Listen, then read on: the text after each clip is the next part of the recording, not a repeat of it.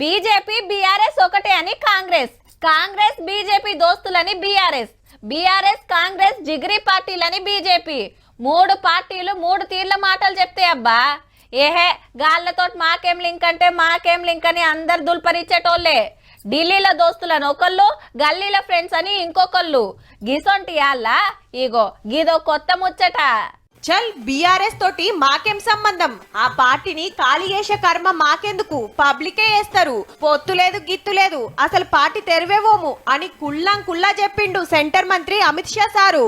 తమిళనాడులా meeting అయినాక ఇలేకర్లతోటి ముచ్చట పెట్టుకుంటా తెలంగాణ రాజకీయాలు ఎల్లబెట్టిండు. కమలం కారు ఎప్పటికి కలవయట, ఆ అక్కెర కూడా లేదట. ఫామ్ హౌస్ నుండి పార్టీని నడిపిస్తే పబ్లిక్ మెచ్చుతారా, కొడుకును బిడ్డని ఇడిసెబెడితే మస్తు దోసుకుండ్రు అనుకొచ్చిండు బీజేపీ ముఖ్యమైన లీడర్. అంతేకాదు బీఆర్ఎస్ పార్టీలా గ్రూపు ఉట్టించి గుంజుకునే అవసరం లేదట బీజేపీకి. దేశమంతా మా పార్టీ పతార చూపిస్తాంది. ఇక తెలంగాణ, తమిళనాడు, బెంగాల్ మీద నజరేసినాం, ఈడ కూడా పక్కా గెలుస్తామన్నాడు. ఈ ముచ్చట ఇట్లుంటే సినిమాలు తీసే తెలుగు నిర్మాత కేదార్ దుబాయ్ ల కాలం చేసిండు కదా, సావు మీద అనుమానాలు ఉన్నాయని లొల్లైతాంది.